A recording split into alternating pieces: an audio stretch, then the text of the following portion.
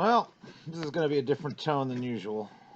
Usually I'm bemoaning my life and the situation that I find myself in, but this time I want to give myself a pat on the back because it seems as if I had a certain intuition that may have been right all along. Um,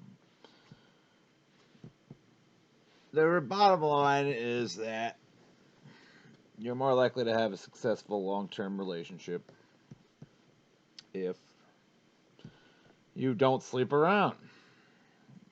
I think it's time that we sexually inexperienced people, especially people like me, never slept with anybody, have some pride for showing a certain level of discretion that other immature, um, really kind of frivolous, hedonistic people are incapable of exercising.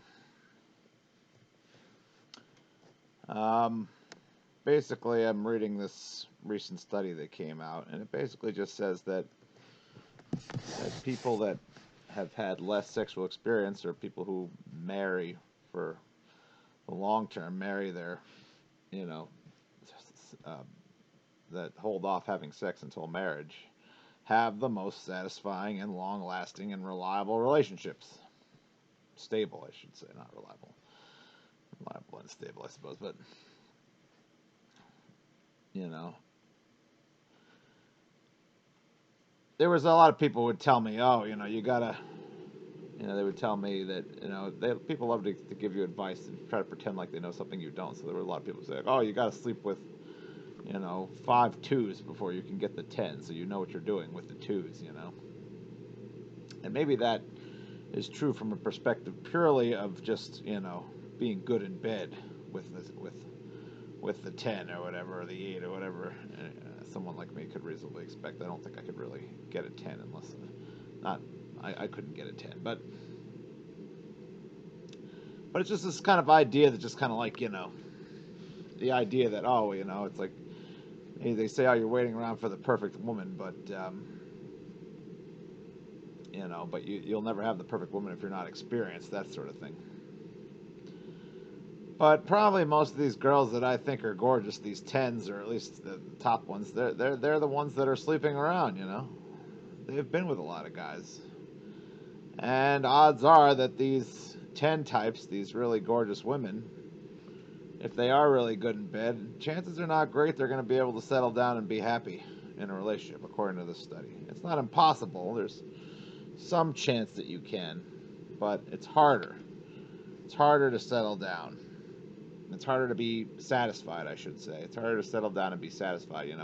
These girls that have slept around, these gorgeous girls that have slept around a bunch, they might eventually, turn over a new leaf, change their thinking, and decide, okay, now I'm going to settle. But they're probably never going to be as happy in the long run having settled with a guy than they would have if they hadn't slept around in the first place. And that gives me some satisfaction.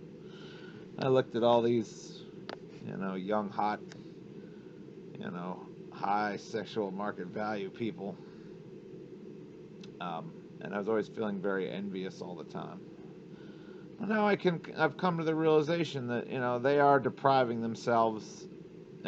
Everybody wants to find, on some level anyway, not everybody. There are people that just want to sleep around forever, and I guess those people can do that if they want. That's not what I was looking for. I was looking for someone who would love me, would love who I was as a person. That's why I didn't sleep around. I wasn't interested in just, having a sexual experience with somebody. I wanted to me, sex isn't so great. In my mind, the way I see it, sex isn't so great unless you have a very strong connection with the other person. You love who they are, they love who you are, it's true acceptance, true love, true connection, true intimacy. That's what it's supposed to be about. And it sounds like from reading this scientific study here, and they say it's the same results have been repeated in many studies that say the same thing, that you are much less likely to ever experience that kind of connection with another person if you treat sex as a frivolous thing. You know, if you hook up with lots of people, if you sleep with whoever, you have one night stands, all this stuff. Chances are not great you're going to be able to experience the same level of satisfaction in a relationship as someone like me. So we should be proud. Us, they love to, the modern world is so cynical, and they love to shit all over us, the virgins, the people that, are careful, cautious. They would call us prudish, but we're discerning. Instead of prudish, let's say discerning, It's a better word. It's more realistic. I'm not trying to say this was all, like I said in the last video, it wasn't just that I was discerning. It was also that, I probably had less opportunities than some, although I have more opportunities than others. I mean, I'm not, as a fairly reasonably attractive virgin, I've lived an even rarer experience as a virgin. And it's kind of nice that it's, I'm not a virgin by total lack of opportunity. So as far as virgins go, I probably, if you're an ugly virgin, then I'm sorry for you because you probably never had a chance. But in the end, maybe you're better off, because you won't be distracted by this BS. So, anyway, I think that we should just stop letting these. I want to say godless heathens, really, but we should stop letting these people who lack judgment, who lack the character, to understand that sex should be built on love. Love should not be built on sex. I'll get right to this point here. I was reading they draw conclusions at the end of this study, and again, this is not just one study. These outcomes have been repeated in every study on the subject. Less premarital sex means more satisfaction in long-term relationships. And here's what they're saying.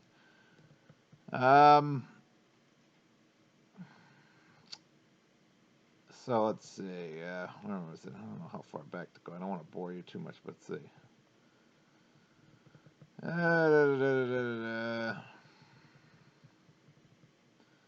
In their desire to evaluate sexual chemistry, many couples become sexually intertwined early in the relationship.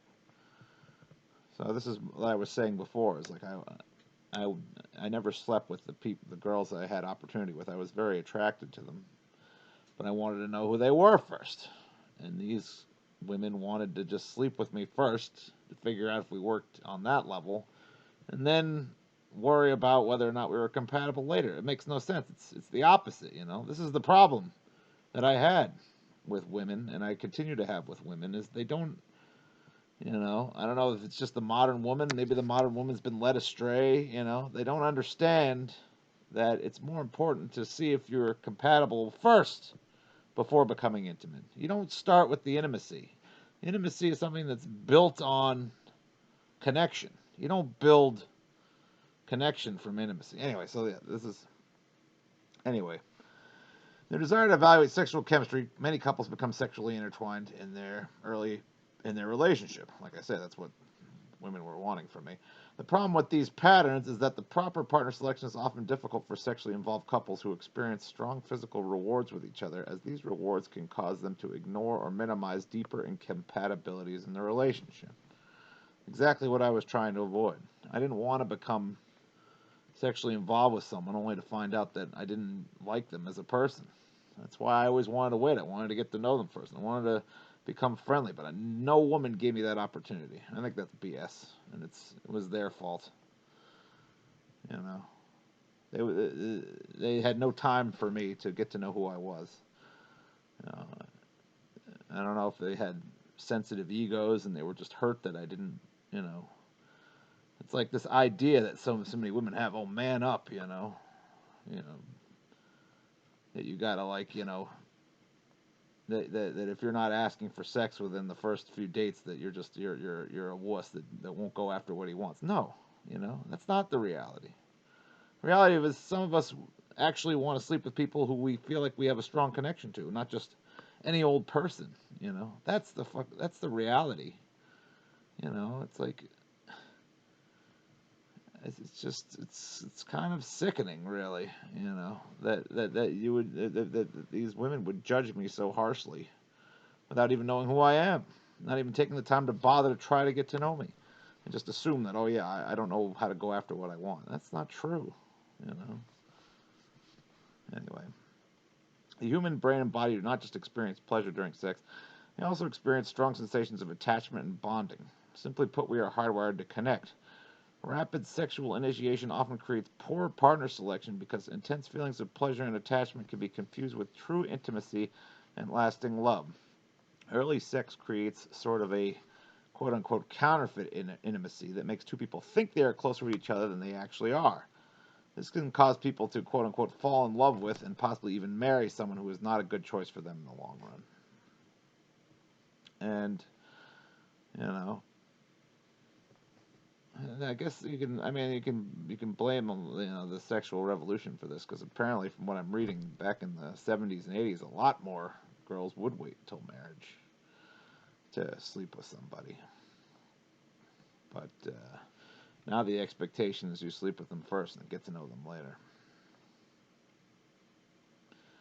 But you guys should know the divorce rate has skyrocketed in the last 20, 30 years. And this is probably a big reason for it. Um, so let's see. Counterfeit intimacy is created by fragmenting or separating expressions of physical intimacy from emotional intimacy and commitment. Here we go. This right here is a great paragraph. Fragmentation, that is, again, fragmenting or separating expressions of physical intimacy from emotional intimacy. Fragmentation enables its users to counterfeit intimacy. If we relate to each other in fragments, at best we miss full relationships. At worst, we manipulate and exploit others for our gratification. I find that confusing, but anyway. Sexual fragmentation can be particularly harmful because it gives powerful physiological rewards which, though illusionary, can temporarily persuade us to overlook the serious deficits in the overall relationship. Two people may marry for physical gratification and then discover that the illusion of union collapses under the weight of intellectual, social, and spiritual incompatibilities. Sexual fragmentation is particularly harmful because it is particularly deceptive. The intense human intimacy that should be enjoyed and symbolized by sexual union is counterfeited by sensual episodes which suggest, but cannot deliver, acceptance, understanding, and love. Such encounters mistake the end for the means. Just like I've been saying, that really sums it up beautifully. It doesn't start well, but ends incredibly well.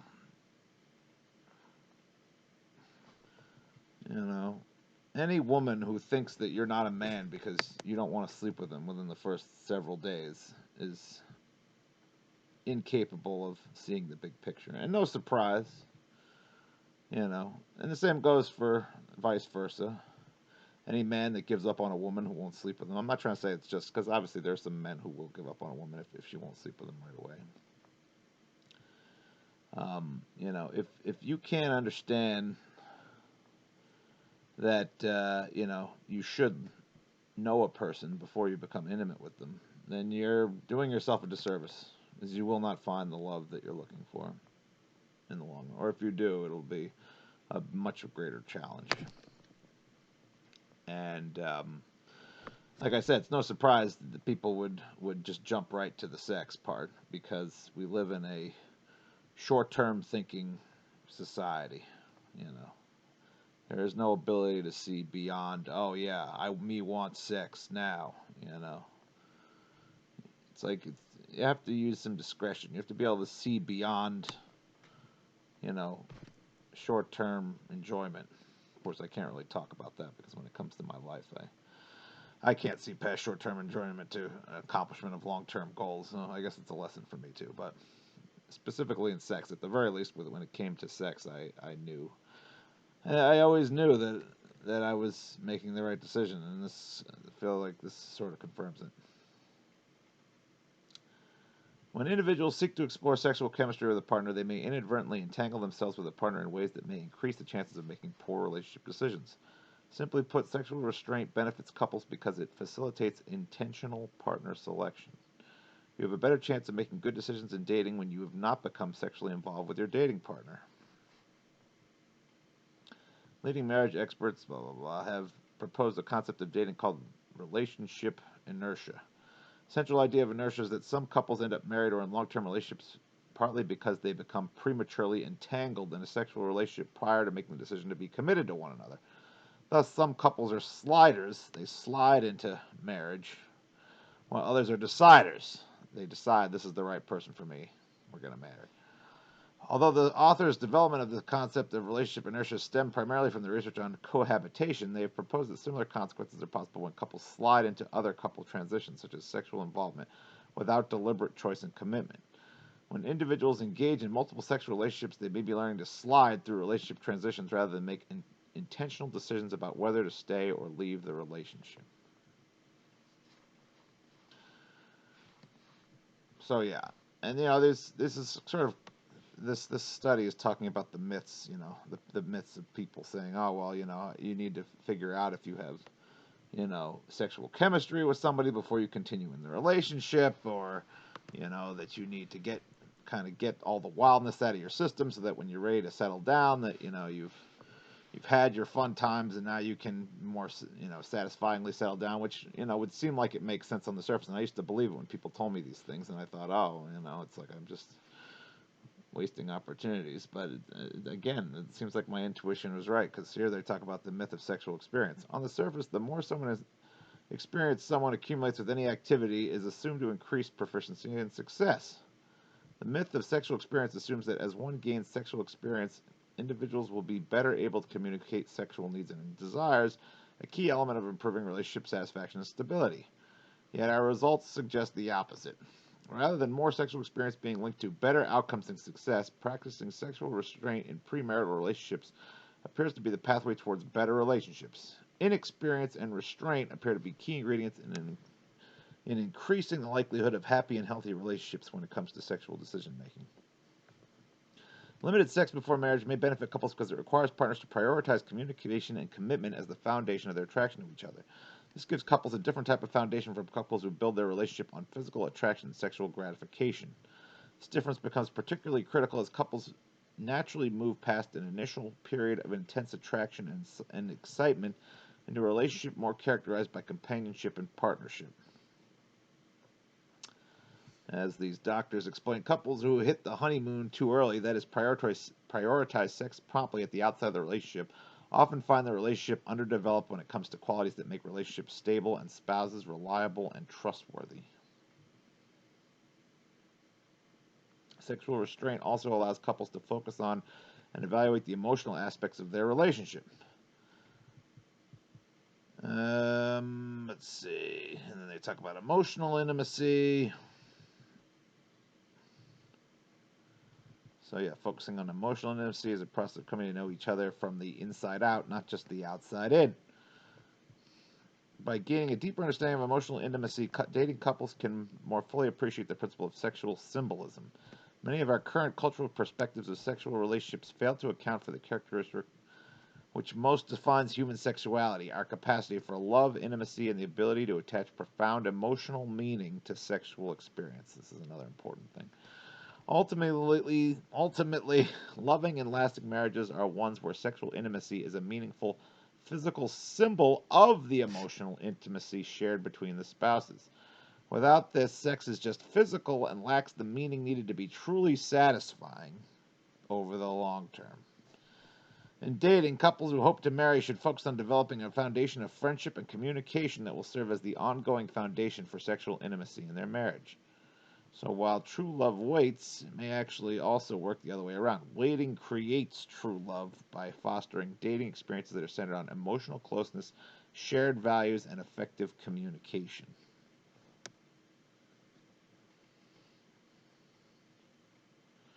You feel like these are all things that, women should be aware of as the ones that, traditionally, at least before the sexual revolution, were focused on emotional connection. They were focused on, the love part of love, not the sex part of love. Men were supposed to be the ones focused on the sex part of love. But women, thanks to modern feminism, have got into their heads that, oh, they got to be just like the men. They got to use and abuse the way the men did. It's almost like this. This is one of the issues I have with feminism too. Is this idea like, oh well, we can be just the same dicks that men were. We can be powerful assholes just like the men. We can dominate people economically just like the men. We can have the same income inequality except we're in control. It's like taking all the terrible things that men did and saying, oh well, you know, we will use men and abuse men the way they used us. It ends up being like kind of a tit for tat type of a thing. Almost like they want to emulate the worst of what men has done to women as a sort of revenge. You know, but the reality of the matter is, if you really want to be better than men, if you want to show that you know, that you're a better, that you're that you're more deserving to be in power, that women are more deserving in power. You don't emulate the worst of what men did when we were in power. You take that power and you show us a better way. And the better way is not to do all the same dumb shit that men did. This is where I can admit that we did a lot of dumb shit. Yeah, men are assholes. There's no doubt. There's a long history of men being murderous, raping, despicable, power hungry, subjugating douchebaggery. It goes. There's many, many thousands of years of that history. It's not like I can't really defend men in their ways, but it doesn't say much for women in the modern feminist movement that their idea is that, oh well, we can just do all the same dumb shit that men did and we'll turn it around on them so that they know their own suffering. It shouldn't be about that. Be a better example. I don't know.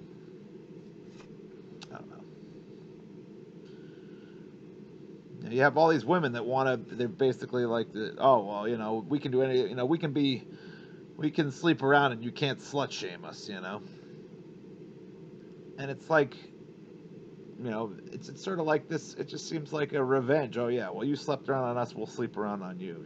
But that's not what women should want, and the stupid men who slept around in the early days, it's not what they should want either. I mean, biologically, it is kind of what they want, but, when you look at it from a more enlightened perspective, or at least a perspective that doesn't look as humans as being purely animals, if you look at it from the perspective of somebody who wants to feel something greater than just, the debased physical pleasures of animal mating, wants to have a sort of connection, deeper meaning in life, then, you won't emulate the stupidity of men. There's, if you really want to show your strength as women, then you'll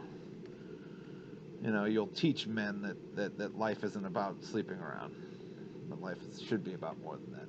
Life should be about making a family, but life should also be about having a strong, having a strong connection.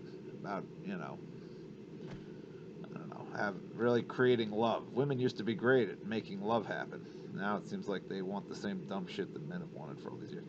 Anyway, let's see. The myth to settling down. Finally, many believe that single adults should gain sexual experience during their dating years to get such impulsivity and promiscuity, quote-unquote, out of their system.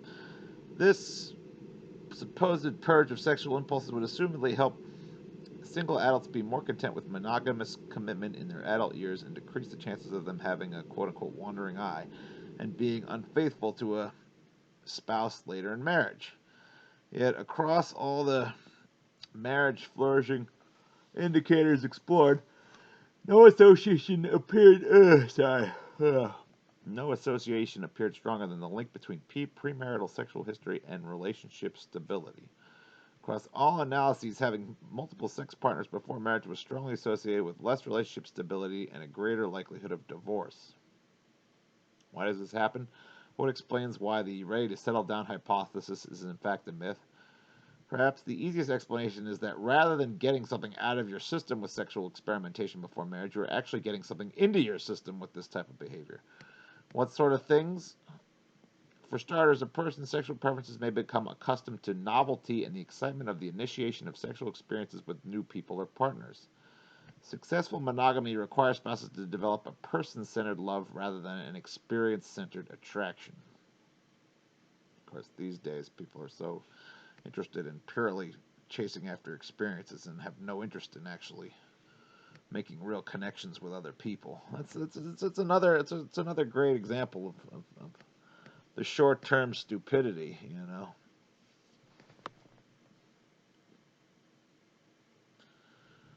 Um, you know, the selfishness, the sort of, me first attitude. Oh, I want to have great experiences. I don't want to think about, creating a long term kind of, mutually beneficial relationship where, two people can learn and grow. They just want to have a short term, momentary, short term thinking style, positive experience and then move on. You know, that's the kind of attitude fostered by capitalism, so not super surprising. You know, let's make the next sales deadline. What's our quarterly report? What's the price of gas this month? That's all that matters. What's inflation now? What's the price of groceries? Not what's going to happen 20 years from now. No one's thinking about that. Anyway, so yeah, successful monogamy requires spouses to develop a person-centered love rather than experience-centered attraction. This allows married couples to maintain a sustained bond with each other that is based on their deep love, friendship, and shared life together, rather than just the excitement of sexual attraction and arousal experienced in hookups or early-stage romantic relationships. Also, given the consistent link found between premarital sex and increased divorce, it appears that one of the things people get into their system with premarital sex is an increased tendency to compare and evaluate their current partner against past partners or others they feel could be potential partners. This is a thing that a lot of men get crap for from women. But it really works both ways. Most women are saying, oh, you're worried about, they give men a lot of shit for wanting inexperienced women. They say, oh, well, there's a double standard, And yeah, sure, I agree with you. There is a double standard. You have men who've slept with a lot of girls, wanting to be with a virgin. That doesn't seem fair. I would agree with that. But on the other side of it, who really wants to go up against a roster of the best of? It's kind of like, let's say you're listening to, I don't know, the Beatles or whatever. I mean, personally, I this is kind of a bad example for me, but like, you listen to the Beatles, you go through all their albums, you might like some songs on. I mean, most people don't even know the Beatles these days, so I'm probably talking to an older audience, but you like some songs on Revolver more than others. You like some songs on, you know, um, Sergeant Pepper's more than other. But you can appreciate each album for what it is. But if you put all the best of the top songs from every album, you put them all together, that's what sells. People love these best of albums, and you hear them a lot. They are the best songs. There's no question about it. But that's kind of what you're going up against. It's like you're one album. In a relationship, you're Revolver or you're Sergeant Pepper's. But they're looking back on the best of. You know, you might have a good few songs on your album, but they're looking back and seeing, Let It Be and Penny Lane and I Am the Walrus and Blackbird and Yesterday and um, what is that one song?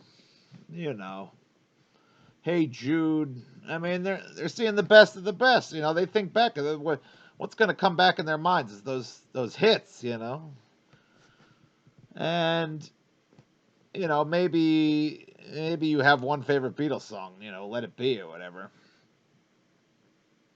And you're always thinking back, oh man, I really like Let It Be. That's my favorite song. And meanwhile, like your new guy is is I Am the Walrus, you know. Maybe Let It Be is a better song than I Am the Walrus. I don't know. I don't know if you could say that definitively, but maybe to you, you know, but you can appreciate each one for what it is. You should be able to appreciate I Am the Walrus. But if you really like Let It Be, you know, you're thinking back like, oh, you know, I wish I never gave up Let It Be, because I like I Am the Walrus, but it's just not quite Let It Be, you know. I'm going on a long freaking, you know, so it's kind of a long tangent. But the idea is just that, you know, it's hard to live up to a history of the best of the best, you know. You've been with 10 guys, all those 10 guys got their own tricks, you know, and it's impossible to expect a guy or a girl to, you know, it's not impossible, but it's hard to expect them to be. You can't expect a person to just, you know. Some people just might be especially gifted. They might be especially gifted in the bedroom and not particularly gifted as a relationship partner, you know. But because of their gifts in the bedroom, you might be holding, even though your current partner is more well-rounded and offers a little bit of everything, just because they can't match up in the bedroom specifically, you might be like, you know, fuck him, you know, or don't fuck him because he's not good enough. You know what I'm saying? All I'm saying is that it makes for a harsh judge, and it makes a lot of insecurity. You know, as a guy, you don't want to feel like you weren't the best that a girl's ever had. You know,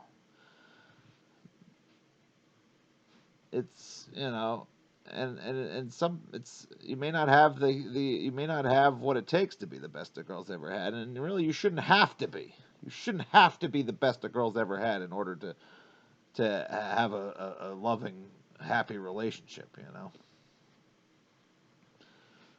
know, but you know, somewhere deep down in your mind, you know that if you know that your girl's been with a lot of guys, or vice versa, if you know your guy has been with a lot of girls, then you know that there's a good chance that on some level, or at least in some aspect of having sex, that you're not up to the same snuff. Couldn't do something that the other person did for them. And it's going to make you insecure, and when you're insecure, you're not going to be as good also. That hurts your performance, and it also creates kind of a level of distrust. You might be thinking, oh, well, I couldn't quite do, I wasn't quite as good with, I wasn't quite as good with my tongue as this guy, or I wasn't quite as big as some other guy, or, another guy might be thinking, oh, the girl didn't bend herself into pretzels the way that other girl did, or, the girl doesn't like being slapped and I like slapping girls, or whatever. I'm getting kind of graphic here, but the point is,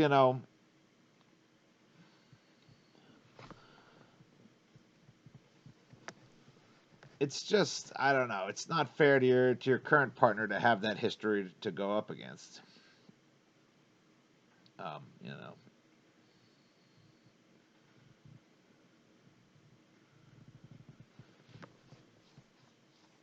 I don't know. It's like you know that on some level, that some aspect of your performance is being harshly judged against the past, and nobody wants that, man or woman. They shouldn't want it. It doesn't help anything. Makes you feel like you're not worthy, And they act as if, oh, this is like, this is a take from guys who don't have what it takes or are inexperienced. No, I don't think so. I think this is just a natural, a natural tendency that comes from being with somebody who's been with a lot of people. It's kind of like, let's say, another example. You might be a pretty good piano player, right? And, let's say you were from a small town and you were always the best piano player in town. People loved you. You were, hugely beloved. What a great piano player this guy is. He comes in, how entertaining. Everybody loves it. They dance. They have a great time. There's really nothing wrong with that situation. You're a great piano player, the best piano player in town. Everyone loves to see you. Everyone has a good time. That's great. All of a sudden, you get a visit from, some virtuoso from a bigger town comes in is like, incredible abilities, majestic scaling, things like that. You suddenly, by comparison, you think, oh, well, our guy was good and we enjoyed his show, but this guy is just, so much better, you know. And the guy leaves, and you think, "Oh wow, what a fantastic show that was." And then your guy comes back, "Hey, anyone want to hear me? We were, I was playing for you guys before. I'm gonna play again." People come to see a show, and it's like, "Well, yeah, we still like you. You're pretty good, but you're not the other guy. You know, you're not doing those. You know, you're not half as fast as the guy on the arpeggios or whatever. You know." It's like the poor guy from town. He put his he was doing the best he could. He put his love out there. He was trying his best. He was, he had skills. He made people happy, but all of a sudden he's no longer the guy anymore because, the bigger you increase your scope, the harder it is to be impressed with anybody. It's just kind of like the same way people feel about, you know, it used to be if you were the best musician in town or even if you were the best musician in the country, you got some real credit. But now everything's become so. The internet has made people aware of who the best at everything. You can't get away from the best anymore. There's this bassist Mohini Day. She's absolutely incredible. This girl's been studying bass since she was like a child, and she's just studied every kind of bass, and she's incredibly versatile, and she has incredible technique, and she's studied from all the best masters, thanks to the internet and things like that. And it's like I enjoy watching her play. I'm impressed. She's a great player. Um, you know, but I would not have been aware of this woman in the past, prior to the internet. And I remember there were times when I thought some of my favorite bass players were the best bass player. Now, compared to Mohini Day, they're lacking. But it doesn't mean that what they did isn't great, also. And that you can't still appreciate them for what they've done. But I think it's easier to do that in music. I don't know. People have their own styles. I guess all I'm saying is, you're bound to suffer by comparison, And I don't think it's unfair that people don't want to be compared against other people, men or women. You're talking about being with somebody for the rest of your life. You don't want them to have doubts about whether or not that person is, if they could have done better. Oh, I remember, I saw Mohini Day. Now, whatever. I don't know. Flea isn't as good anymore. It's like Flea's fantastic. Flea is Flea. Just because Mohini Day is probably technically more gifted than Flea doesn't mean that, you know, there should be no doubt creeping in your mind. Oh, well, maybe Flea isn't the best bass player anymore. And, it's not fair to Flea. Anyway, you know what I'm saying. It's kind of like that old line they say, never take a, they would always say in the old days, they'd say, don't take your girl to the city, because then she'll realize that her what she was enjoying in the country is never going to compare anymore. So, yeah. All I'm saying is it should be understandable that people don't want to suffer by comparison. Comparison makes you aware of some incredibly talented people, and that probably definitely goes true for the bedroom. All right, going back to what I was saying. So yeah, also given the consistent link found between premarital sex and increased divorce, it appears that one of the things people get into their system with premarital sex is an increased tendency to compare and evaluate their current partner against past partners or others they feel could be potential partners. This comparison mindset can lead to what relationship experts call alternative seeking. This is the process of thinking about or actively pursuing partners outside of your current relationship. This can range from seeking out new partners online or in person, or simply daydreaming about what a relationship might be like with a past partner, coworker, or acquaintance at the gym. While we did not measure this type of alternative seeking behavior, it may be one reason, in this current study, it may be one reason why stability takes a hit for those with more sexual experience. Imagine you're sitting there looking at your wife, head lost in the clouds, thinking about something, and knowing her extensive past, you think, oh, is she thinking about an ex-boyfriend? Suddenly, am I not good enough? No one wants to think that. Just even if she's not thinking about those things, just the presence of that possibility makes the relationship more difficult. And you can act like, oh, you should be so strong that you won't have that insecurity. But I'm sorry, you can say that, but that's fucking BS.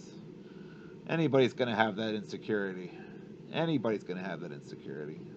Stop expecting people to be perfect.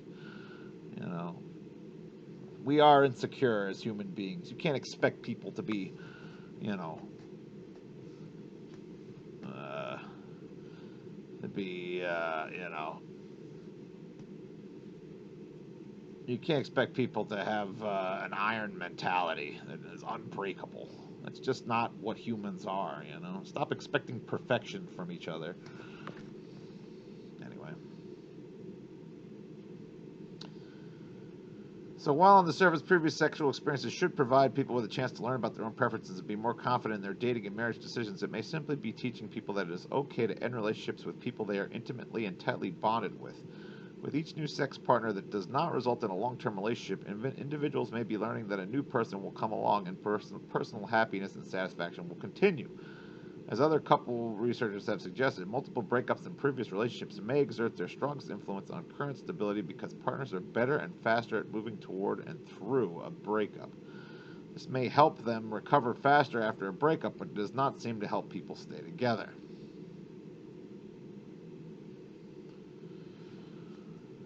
So there you have it. And I guess I'm just saying all this because I'm tired of being shat on. I mean, I'm definitely not the most eligible older virgin. I'm old. I can't have. I guess this actually gives me more legitimacy in wanting to be with a young girl who hasn't been with a lot of guys for all the reasons I've stated.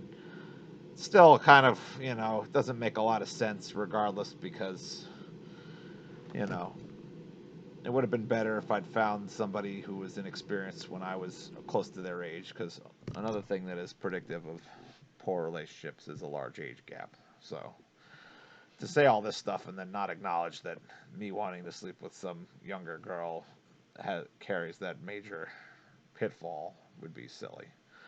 So, but all this makes me say is, I guess I wish that I was able to find myself around more girls who, cared about, I guess this is really just me being bitter about the fact that all the girls that I had an opportunity with or, tried to, become familiar with rejected me so quickly because I wasn't willing to man up and, make sexual advances early um, in our time knowing each other. It wasn't fair to me, and I just don't appreciate it. And I will say to those of you, I guess I can use this, it's kind of too late for me, but I can say this to those of you who, it's too late for me because, like I said, I shouldn't be dating really young girls, and, especially given that a lot of the women my age have already had an extensive sexual history. I especially don't want to be dating them now that that's a proven sign of not creating a lasting relationship, because I'm not going to look great in comparison to all the guys they've been with at this point. Number one. And number two, I'm not particularly attracted to older women anyway. But and they're probably unlikely to want to sleep with me anyway because I am so inexperienced, and they're probably looking for somebody who's had a little more experience by the time they're older. But for those of you young guys who are still virgins, and I mean young like under the age of 30, maybe even up to 35, stop letting the world make you feel bad about being discerning. Stop making the world feel bad about stop feeling bad about the world calling you a prude or saying that you're not a man or that that you're missing out on life and all that kind of stuff. I mean, you probably do want to start finding, if you're a virgin and you're a little bit older, you've managed to be selective. You probably do want to find a girl who's at least like you, who's also being selective. Somebody who is mature enough to take the time to make a decision on who to share intimacy with. You probably want to find somebody like that sooner rather than later, because you'll find yourself my age and having a hard time, with the available options. But I don't know. Maybe if I'd met more people, I probably should have gone to church. Maybe I should have just gone to church. That's where you're most likely to find people who are willing to save themselves for marriage. I guess I'm paying for being a heathen. Maybe if I'd gone to church, I would have met a nice church girl and could have had a nice, long, stable relationship and married somebody who would have loved me. I just also had a hard time with church-going girls because I didn't want to find a girl who put faith in front of logic. But I was talking to my coworker today, and he was talking about how there's actually a sort of a socialistic church faction. That's really what I should have done. I should have found a church that was, like the Quakers or something like that, designed around communalism, but also, had some amount of faith in something greater than our animal natures. I should have tried a little harder in that. So I would recommend that to you guys who are young, maybe go to be like a Quaker or something like that. Find people who, the softer side of the church, people who believe in communality and who believe in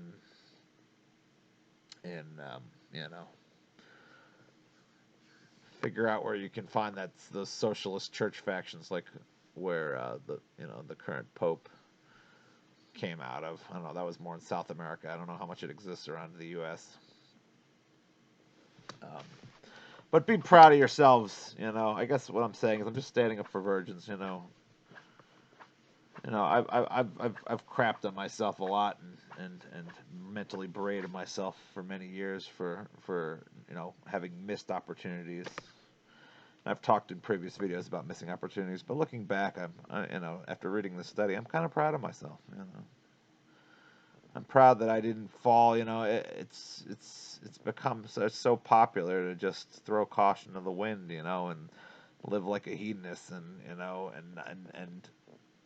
have sex before you care about somebody, to use each other, It's become like this just sort of sick, like I said, short-term thinking, desecrating your body by using it for, something as shallow as a short-term physical gratification, and not seeing sex for what I always believed it to be, which was, a more holy union, I guess. Something that really spoke of a deeper connection, of, the development of a meaningful relationship. That's what sex should be, if you believe these studies, which it sounds like they've been proven again and again, Be proud of yourself for being aware that sex is an end. Is not the means to an end, but the end to the means. And recognize that in these days, you got a lot of people telling you that you're a loser because you haven't slept with people. But realize that you're valuable. Virgins are becoming exceedingly rare because, as the stats were pointing out in that study, more and more young people aren't waiting. More and more young people feel the pressure to lose their virginity early because they're not cool if they don't, More and more young people are feeling the influence of the increasingly secular population that are acting as if there's no reason to wait, that sex makes you cool if you're having sex early, that you're there's something deficient about you if you wait. That the only reason why you're not sleeping around is because you can't get any because you're pathetic or a loser or something like that. Don't listen to that crap. You know, these people are assholes, honestly. And they're sheep. They're just sheep following a trend, you know. They're a dime a dozen these days, people that are sleeping around. Be proud of yourself for having some restraint and for your deep awareness that that there's more to life than being an animal with a lizard brain. And recognize your value, you know. We virgins should be standing up for ourselves, you know. We're a dying breed, you know. We don't have diseases like these other people. I'm not going to give people herpes. I'm not going to give people AIDS, chlamydia, gonorrhea. You're not going to get that from me. Um, you know.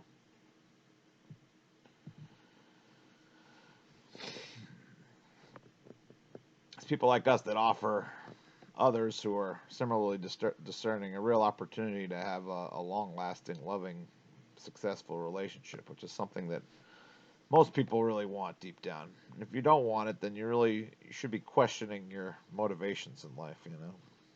If all you want to do is sleep around your whole life, do you think that's going to give you really great meaning? Are you going to feel good? I mean, I love this, maybe put a final note on it, you know. People always say, oh, yeah, you know, if you're a pathetic virgin, you're going to die alone. Well, if you slept a lot around, guess what? You're probably going to die alone too. You know, you might have had some fun before you died alone, but by the time it's all over, will anyone have really loved you? I mean, you got a chance. I will say the end of that story says that if you can change your mindset and learn to appreciate people, you know, you start to take more of a person-centered focus and less an experiential-centered focus to your relationships, that you can reform yourself as as a serial slut slash hoe or whatever, you know, mimbo, bimbo, whatever you want to call it. You can change your ways, but it's definitely harder, you know. Once you become accustomed to, you know, to sleeping around, it's hard to turn it around. It sounds like it's possible, but it's not easy. And for those, I certainly am not going to be going. You know, I'm not going to be. If you're an older somebody who's been around the block and you're older, I'm not interested in you. That's for sure. So, I guess I'm just saying, you know, be proud of yourself. You know, you're a whether or not you realize that you're a hot commodity. You know, you should be. If people want to find long-term happiness, they got to come to you. You know, and I wish it could be me. It's not really me anymore because I'm too old now. But if you're young and you held off, you know, hopefully maybe someday people will realize that being with you is a greater key to happiness than just indulging in short-term flings. And I hope for you, unlike me, that you're able to find somebody who you can make each other happy and who, you know, has some respect for, you know, the deeper meaning of a sexual relationship and true intimacy and true appreciation of another human being.